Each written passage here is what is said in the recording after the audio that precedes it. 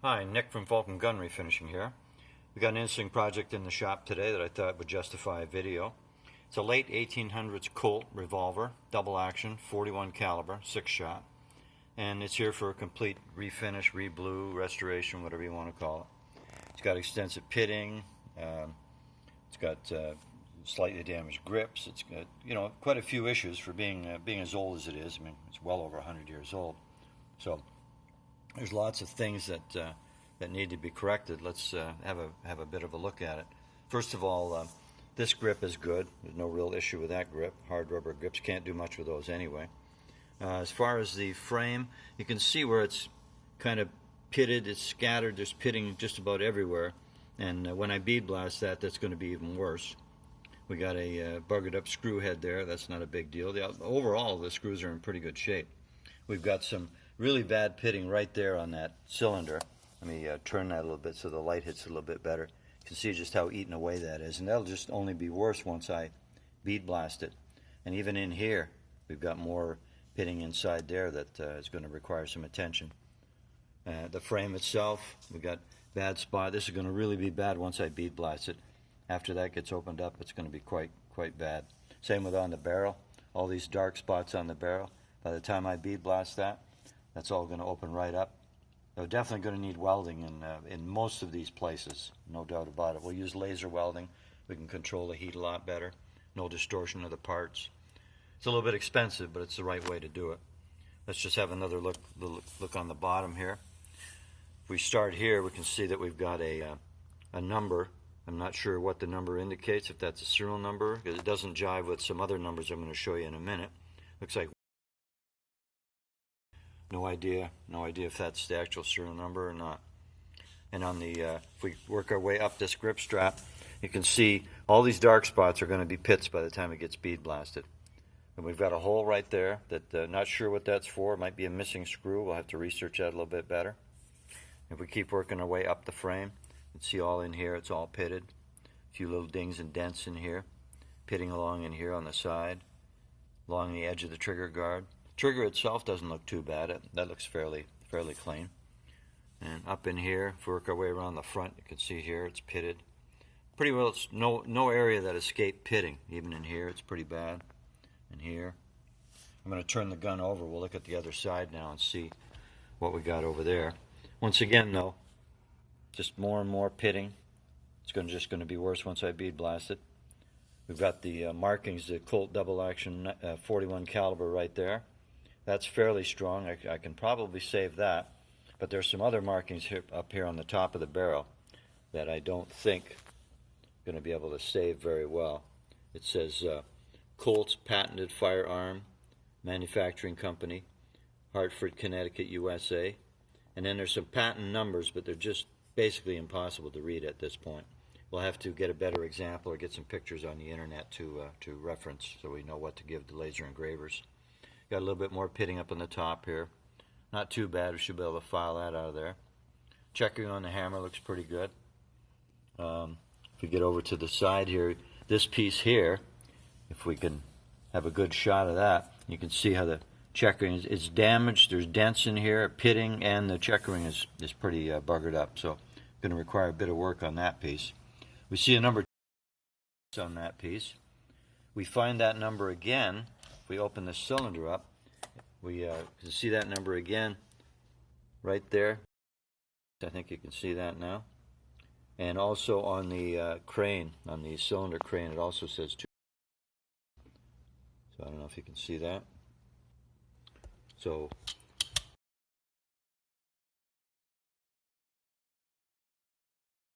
we've got our rampant Colt up in here too that we're going to have to get re-engraved. And of course you can see all the pitting on this side of the frame too. Once again, nothing escaped it. This grip's a little bit damaged, but we'll either replace it or whatever. So we'll get this torn down, degreased, and we'll get back to you. So we got our 1892 Colt back from bead blasting, and as you can see, it's got lots and lots of issues. We can see right off the bat we're going to lose our rampant Colt. By the time we clean up any pitting in there, we're not going to have anything left. Definitely going to need welding here and here. I mean, there's a lot of places where the pitting is quite deep. It's going to need a lot of welding. The welding bill on this is going to be a little bit high.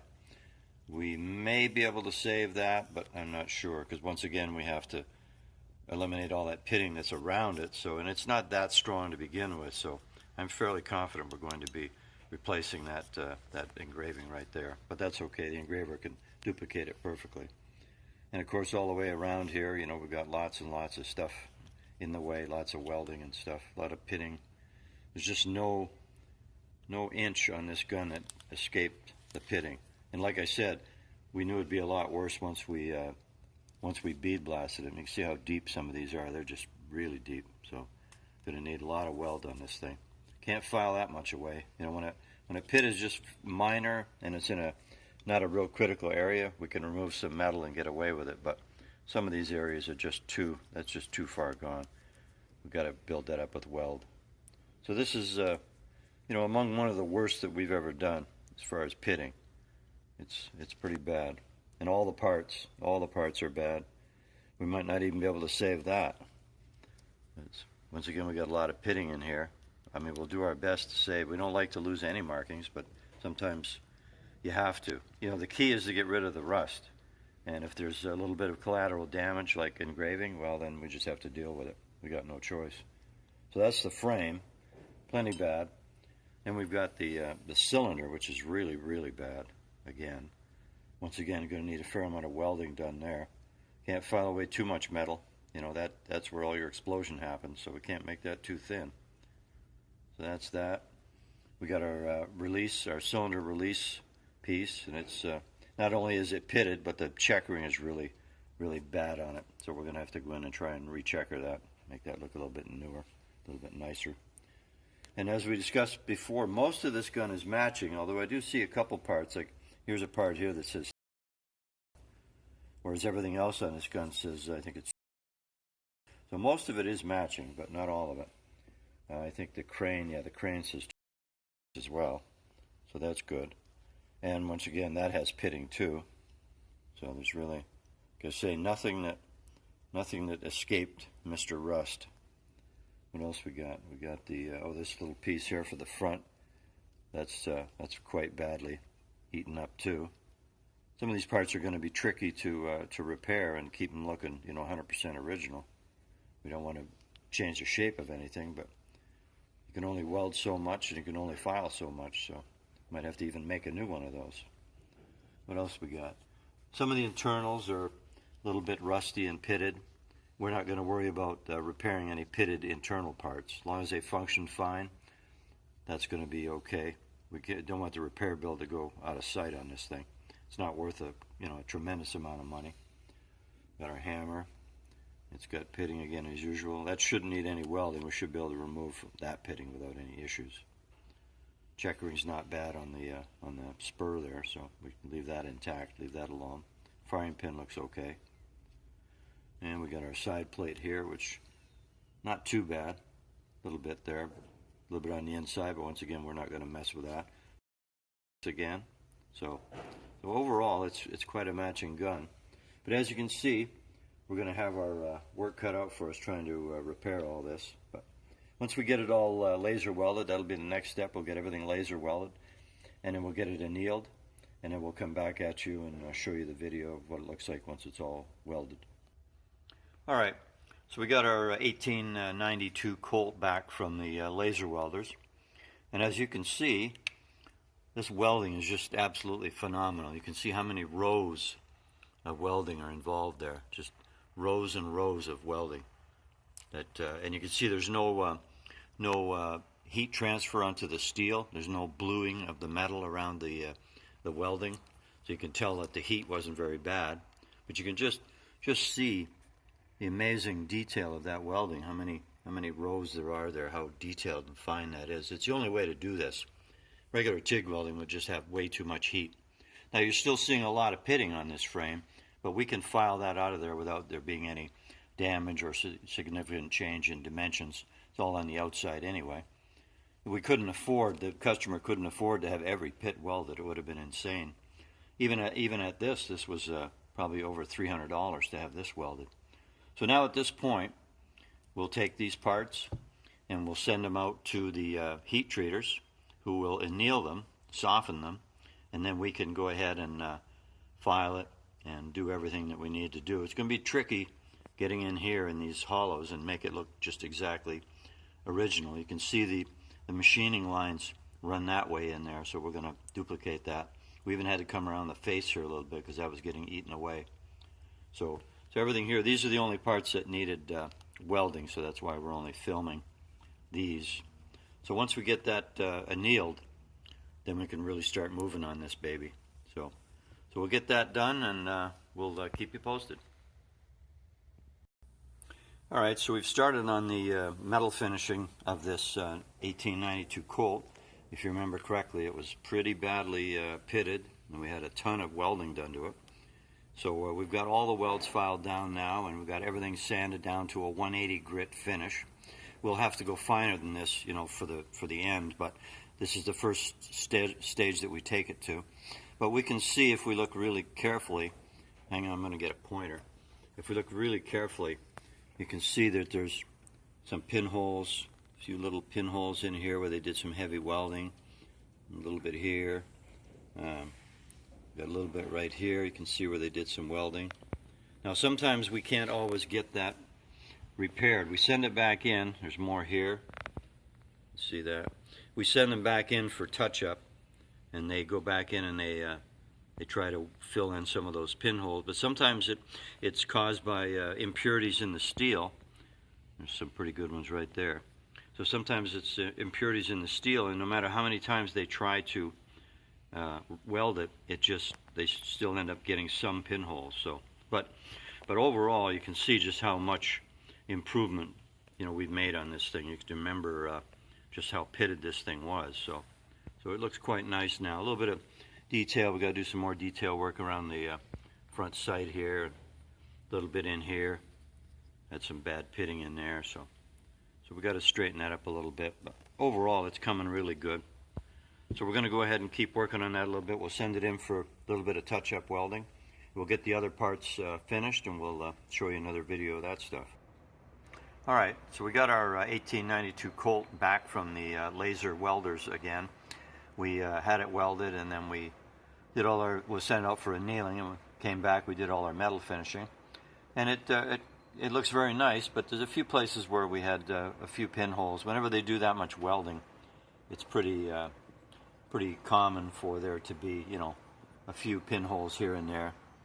You know, there's still a couple odd little tiny ones here and there, but overall it's going to be quite nice. And you can see all them layers again, all those rows and rows of welding.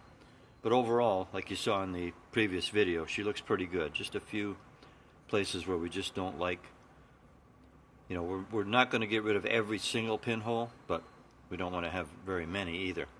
Part of it is the metal is not as pure and clean as it could be. Different laser welders we've used over the years have always complained about this old steel. It's not as good as the new steel. Maybe wartime, something to do with that, or this one isn't wartime, but metallurgy was still kind of in its infancy, so steel that got made isn't quite as good as the steel nowadays. So what we're going to do now is we'll go ahead and we'll send her out and get it annealed one more time, come back, and we'll file all those welds down, clean everything up, and then it's just a matter of polishing it up for the bluing. But that'll be it for the welding. So stay tuned, and we'll see how this one unravels. Well, great news. We've got our 1892 Colt all finished. And as you can see, we'll get a close-up of it. You can see just how nice that turned out. If you remember correctly, that was just one of the worst pitted guns that Vulcan's ever tackled. Now, we ended up changing the cylinder. It was cheaper for us to get another cylinder than it was to repair that old cylinder. But as you can see, it turned out very nice. There's a few very small areas, like for example right here. You can see just a few little, almost like pinholes, where they just couldn't quite overcome what they called polluted metal, or you know, just it wasn't very good metal. And on the other side, we've got a couple spots too that we had some problems with. Well, the welders had problems with right here. You can see a bit of a concentration of pinholes there, and also a couple spots up on the barrel, like right here. You can see a few little. But overall, when you consider what this looked like when we started on this gun, I think it's good achievement on our part. We redid all of the lettering nomenclature. Other than this, we left that to that original, but we did the rampant Colt right here. That turned out good. We have very good laser engravers that help us with this stuff. On the bottom of the frame, we redid the serial number, so that turned out good. And as you notice, there's no more pitting. Remember how badly pitted this was? So all this stuff in here really came out nice all around here. So a lot of filing, a lot of hours on this, a lot of welding. The welding bill was pretty high on this one too. We redid the Colt double action 41 there. You see a couple more little pinholes right in there, but not bad. Best we can do, that's for sure. And we redid the nomenclature up here, Colt's Manufacturing, blah blah blah. So everything came out really nice. And if you remember on the top here how badly pitted and corroded that was. So overall, we're really happy. You know, we'd be happier if it was 100%, but the impurities in the metal, being 1892, just metal wasn't what it is today. Metallurgy wasn't what it is. So that's what the welders kept complaining about. So we're not sure. Yeah, you know, when we get one that's this rusty, what we're thinking about doing is electrolysis to see if we can get right to the bottom of those pits, get them cleaner and cleaner, so the welders won't have that issue to put up with. But overall, as I said, as you remember what this used to look like, I think it's a pretty good achievement. So anyway, enjoy this one, and we'll get back to you with some more projects. Thanks.